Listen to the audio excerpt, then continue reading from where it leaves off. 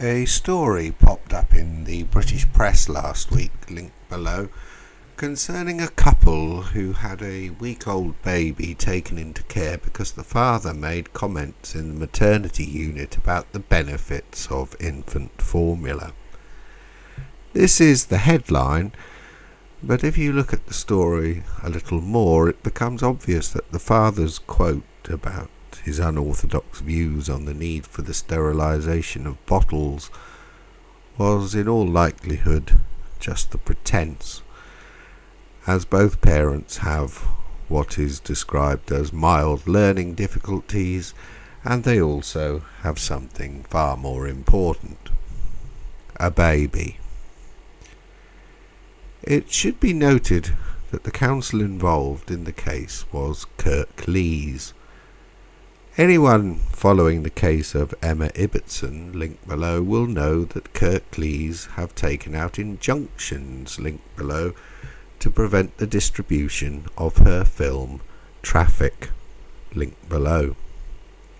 Miss Ibbotson has since made a follow-up, Traffic 2, linked below.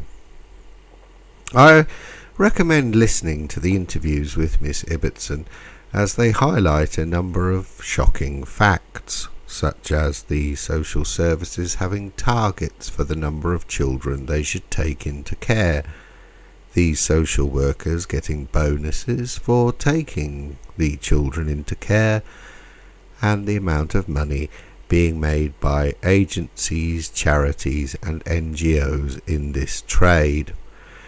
Apparently a child is worth payments of about £15,000 whenever it is moved around the system. It's also rather eye-opening to see the number of children who go missing out of care each year, and the number of those that end up in prostitution. Those who have followed the various scandals over the years, such as Rotherham or the allegations about Elm House and the North Wales affair, will know that children's homes feature largely. And one cannot speak about this issue without reference to the Savile case, linked below. It will also come as no surprise that the current situation was created by the Blair government, linked below. If you cast your mind back, the spin was that there were too few adoptions, linked below. A picture was painted of nice middle-class couples who were being doubly punished for their sterility by social workers for politically correct reasons, particularly with regard to race. The proposed changes in the adoption laws were also intended to stop the trade in foreign adoptions, linked below, from countries like Romania. As an aside, it is funny to see that bill outlawing foreign adoptions being sponsored by Mark Oaten, linked below.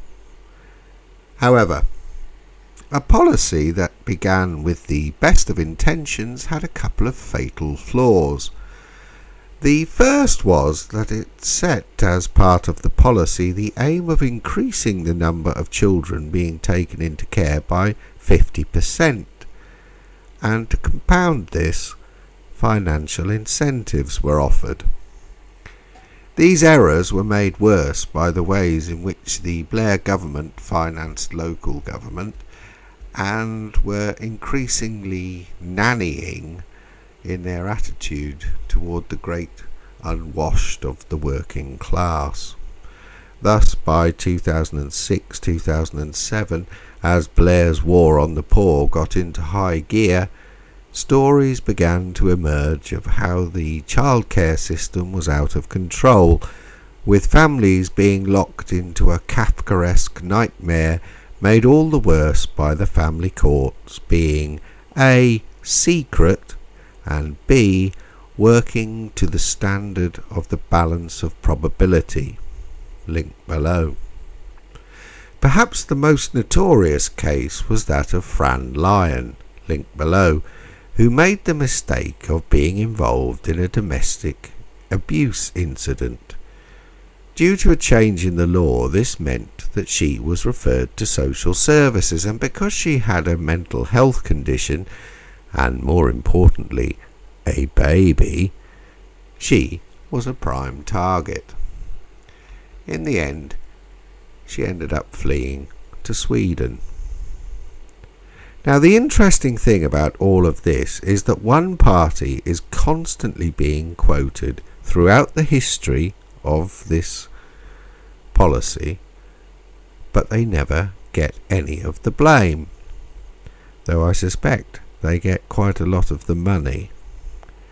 I'm speaking about the British Fostering and Adoption Agency, linked below, who are part of a group of charities called CORAM, linked below.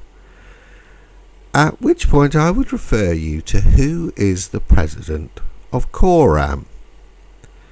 It is none other than Sir David Bell, Bilderberger, the man behind Leveson, and ex-director of Common Core education provider Pearson, linked below. I'll leave you to look through the rest of the trustees and directors, linked below, and to draw your own conclusions.